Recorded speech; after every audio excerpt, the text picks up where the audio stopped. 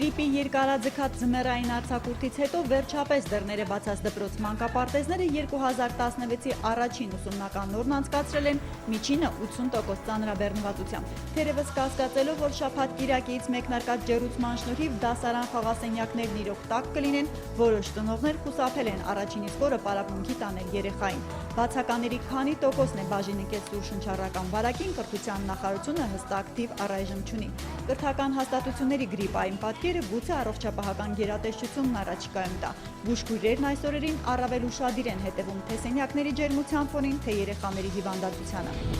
Տնտեսության չափավոր ազատ գնահատականով Հայաստանն աշխարհի 178 պետությունների շարքում զբաղեցրել է 54-րդ հորիզոնականը։ Ռեյթինգը ամերիկյան Heritage Foundation-ինն է։ Որպես բիզնեսի գլխացավանք հիմնադրամը երկրի հիմնական թերություն է մատնանշել կոռուպցիան, աշխատաշուկայում առկա չարաշահումներն ու սեփականության իրավունքի վատ պաշտպանությունը։ Փորձագետների տպավորությամբ հայաստանյան դատարանները կաշկանդված են անկախ վճիռ կայացնելու հարցում։ Պաշտոնյաները չարաշահում են խնամիաբարեկամական կապերը, ոստիկաններն իրենք օրենք են աղճատում այն աստիճան, որ անցած տարվա դիրքից 2 կետի նահանջ ունենք։ Դրանով հանդերձ հայկական տնտեսության ազատության ինդեքսը հարևան պետություններից զիջում է միայն Վրաստանին։ Առաջ ենք ինչպես Ադրբեջանից, Թուրքիայից ու Իրանից, այնպես է ցուցակի վերջերում հայտնված Ռուսաստանից։ Փետրվարի 1-ից աշխատանքի անցավ ԵԱՏՄ տնտեսական կոլեգիայի նորացված կազմը։ Ռուսաստան, Բելարուս, Հայաստան, Ղազախստան, Ղրղզստանի առևտրային կապերն ինչպես դեկտեմբերին էր հաստատվել, համակարգելու է մեր երկրի նախկին վարչապետ Տիգրան Սարգսյանի գլխավորած բարձրագույն խորհուրդը։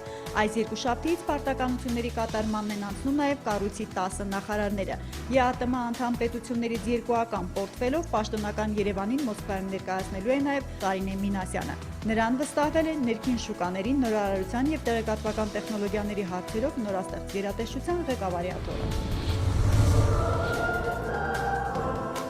Օրակարգում 164 նախագիծ և 41 միջազգային պայմանագիր ազգային ժողովում մեկնարկել է 5-րդ գումարման 9-րդ նստաշրջանի առաջին քառորյան։ Ձմեռային արձակուրդից վերադարձած պատգամավորները խորհրդարանի աշխատանքը սկսել են ԵԽՎ-ի զեկույցներին նվիրված քննարկում փոխադարձ մեղադրանքներով։ 2016-ի առաջին աշխատանքային օրը օրենսդիրը նվիրել է երկրում մարդու իրավունքների պաշտպանի նոր օմբուդսմենի ընտրության հարցին։ Մենք որպես հավաքական անվտանգության պայմանագրի կազմակերպություն, իսկ Վրաստանը ձգտում է Վիշապ-Լանջյան դաշինքի, այդ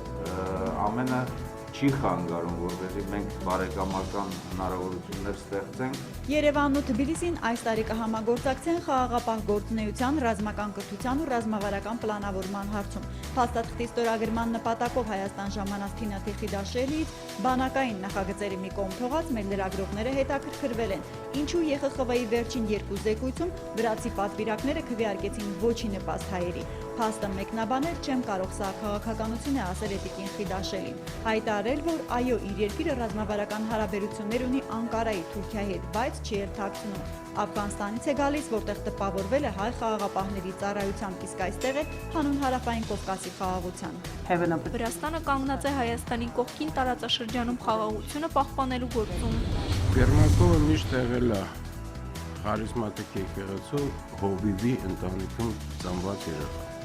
Սատանապաշտությունը դե միանշանակ բացառվում է։ Աղանդների ու աղանդավորների հետ շատ շփված աշխատած Ալեքսանդր Ամարյանի պնդմամբ Ավետիսյանների ընտանիքի մարդասպանի մասին կարելի է ասել ուղեղը լվացած է, հանցագործությունը կատարել է զոմբիացած վիճակում, բացառված չէ, չի գիտակցել, բայց նա ըստ իրենց եկեղեցու գաղափարախոսության պետք է որ աստվածապաշտ լինի, ոչ ունակ նման սառնասիրտ ոճրի։ Հանցանքի դրդապատճառը ճիշտ կլինի այլտեղ փնտրել, ասել է Քայքայիչ պաշտամունքից ուժասների օգնության և վերականգնողական կենտրոնի տնօրենը։ Անդրադառնալով մեր երկրում աղանդների տարածման խնդրին, Ամարյանը նորից է ահազանգել։ Հայաստանում ոչ առաքելական եկեղեցու մոտ 350,000 հետևորդ կա, հոգևորությամբ զբաղվող, պաշտոնապես գրանցված 65 կրոնական կառույց։